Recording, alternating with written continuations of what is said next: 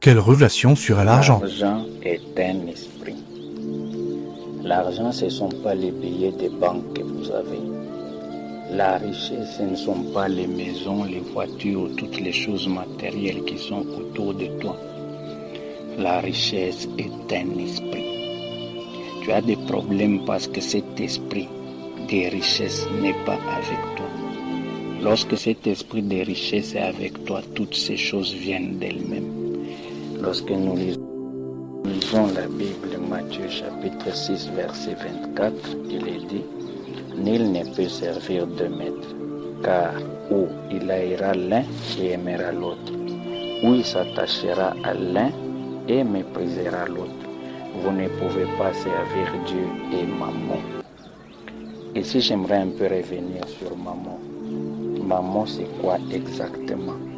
Parce qu'ici, on parle des maîtres. Donc, il y a deux maîtres dans le monde. Il y a Dieu et il y a Mammon. On ne dit même pas le diable. Il y a Dieu et Mammon. Si Dieu est un esprit, donc Mammon, c'est aussi un esprit. Le terme Mammon, c'est un terme arménien qui signifie richesse. Donc, l'argent, c'est un esprit. C'est un esprit très, très, très puissant. On dit soit tu t'attaches à Dieu, soit tu t'attaches à l'argent. Voilà pourquoi vous voyez aujourd'hui, surtout dans notre société actuelle, aujourd'hui les gens sont vraiment à la recherche de l'argent. Une recherche effrénée de l'argent. Les gens sont prêts à tout pour avoir l'argent. Est-ce qu'ils sont réellement heureux malgré l'argent qu'ils ont? La Bible dit que celui qui s'attache aux richesses n'est jamais rassasié par les richesses. Laissez-moi vous dire quelque chose aujourd'hui. Il y a quelque chose qu'on n'a pas bien expliqué dans la Bible. Au début de l'évangélisation, on a fait de la pauvreté comme un vœu, comme une béatitude, la pauvreté, parce qu'on dit errer les pauvres en esprit. Donc il faut être pauvre. Et c'est ça qui a détruit l'Église. Jésus-Christ n'a jamais dit qu'il faut être pauvre. On parle des pauvres en esprit. On ne parle pas de la pauvreté qui manque de richesse. L'argent, c'est un esprit. La Bible dit l'argent répond à tout. L'argent, c'est un pouvoir. Si l'Église veut aujourd'hui être puissante, l'Église doit avoir l'argent. Mais il y a un problème. On dit qu'il y a un esprit qu'on appelle Mammon. C'est ça l'argent. L'argent, c'est un esprit. La volonté de Dieu, ce n'est pas que toi, tu sois asservi à cet esprit. Ce n'est pas que cet esprit te domine. Non. La volonté de Dieu est que tu t'attaches à Dieu. En t'attachant à Dieu, tu vas dominer cet esprit, Mammon. C'est comme ça que ça signifie. Parce que si cet esprit te domine, tu seras comme nous sommes dans l'état actuel en train de chercher l'argent du matin au soir, sans jamais être satisfait, sans même le trouver. Mais si tu veux réellement que cet esprit argent soit à ton service, tu dois le dominer. Le diable a compris que ce monde-là, il y a deux choses. Soit il y a Dieu, soit il y a l'argent. S'il prend le contrôle de l'argent, il peut contrôler. Même aujourd'hui, les serviteurs de Dieu sont contrôlés à cause de l'argent. Il y a des hommes de Dieu qui se compromettent à cause de l'argent. Il y a certains prophètes, je vois, ils vont seulement dans des maisons de gens riches pour donner des prophéties, espérer avoir de l'argent. L'argent dénature toutes choses. L'argent, c'est un grand, grand pouvoir. Même dans nos familles, tu peux être aîné. L'aîné, c'est celui qui a l'argent en réalité. Les responsables, c'est celui qui a l'argent. Ça peut être votre cadet. Quand il arrive, c'est lui qui va prendre la place d'honneur. Et quand il parle, tout le monde se tait. La sagesse du pauvre est méprisée. Si nous voulons réellement devenir puissants dans l'Église, nous devrons reprendre le contrôle de cet esprit Mammon. Nous devrons les soumettre. Nous devrons les lier, les mettre à notre service.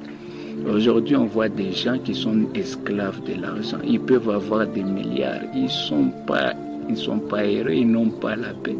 Ils sont prêts à tout, à tuer, à voler, à faire des pactes juste pour avoir l'argent. L'argent pour l'argent, mais à la fin, il n'y a rien. Ça ne donne pas la joie, ça ne donne pas la paix. Parce que c'est un système renversé. Quand tu deviens l'esclave de maman, il va te pousser à la cupidité. Il va te pousser à chercher encore l'argent, encore et encore. Et tu ne seras jamais satisfait. Donc, l'argent, c'est un esprit. Cet esprit qu'on appelle maman. Maintenant, je vais vous dire comment on les soumet. La seule façon de soumettre cet esprit, ce n'est pas par la prière. Parce que c'est un esprit tellement puissant. Il est tellement puissant que dans les versets là, on les rivalise même avec Dieu lui-même. C'est le Dieu de ce siècle, l'argent. Il est tellement puissant. Ce n'est même pas le diable Satan. C'est l'argent. Cet esprit en réalité n'est pas satanique. Cet esprit, c'est un esprit qui est neutre. Ça dépend de la manière dont on l'utilise. Les satanistes peuvent avoir cet accès pour faire le mal, mais nous les chrétiens, on peut avoir accès à cet esprit-là pour promouvoir l'évangile, pour répandre l'évangile jusqu'aux extrémités de la terre. Donc il est important qu'on ait la maîtrise de cet esprit-là qu'on appelle maman. Et cet esprit, comme je dis, ne part pas par les jeûnes en prière. Cet esprit ne part pas par des veillées. Cet esprit ne part pas par des délivrances, ne part pas par l'onction. L'onction peut descendre sur toi, tu fais des miracles, mais tu restes pauvre.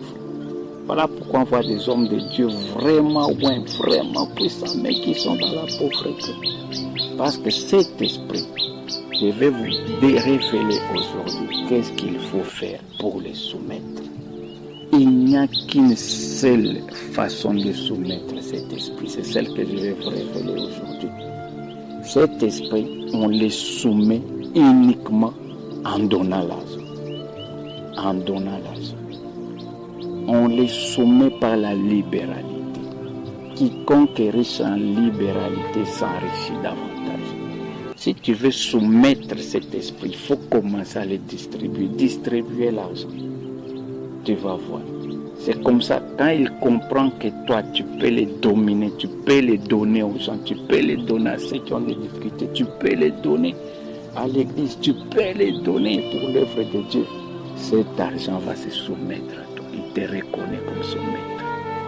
Mais si toi, tu bloques, tu es chiche, tu ne vois que tes intérêts, l'argent te domine et tu deviens son esclave. Si nous voulons réellement avoir de l'argent, le seul chemin, c'est de les donner. Regardez dans la Bible, j'ai vu Dieu a pris cet argent, il l'a lié autour de nous. Cet homme, c'était Salomon.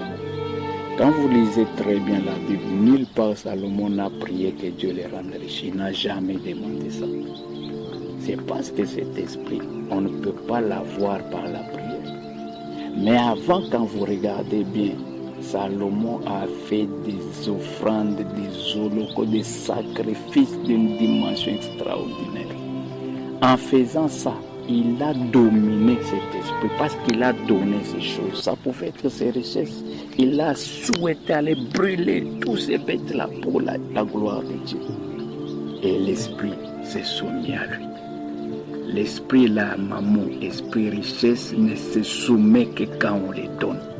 Ne se soumet que quand on les donne facilement. Regardez dans la vie tous ces gens-là qui donnent facilement, ce sont des gens qui ne manquent pas l'argent. Tous ces gens qui donnent facilement la nourriture, ils ne manquent pas la nourriture dans leur maison. Tous ces gens qui donnent des vêtements aux autres, ils ne manquent jamais des habits. C'est un principe que je vous partage aujourd'hui. Il y a des problèmes avec les finances et qu'on nous apprend sur les dîmes, les offrandes. En réalité, c'est le même principe que je vous donne. C'est pour soumettre maman. Quand vous donnez la dîme, vous soumettez maman.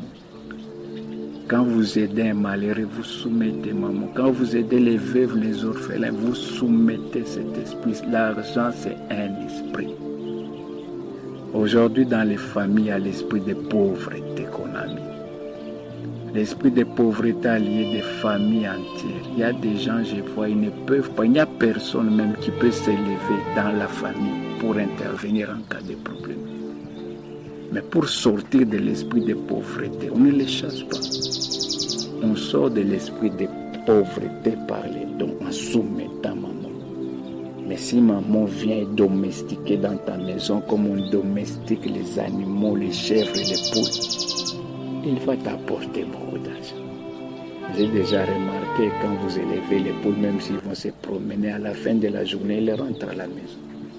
Il faut que tu domestiques l'argent. À la fin de la journée, il va rentrer des fois avec d'autres argent. Des fois, je vois des poules qui rentrent avec d'autres poules d'ailleurs qui les suivent. Genre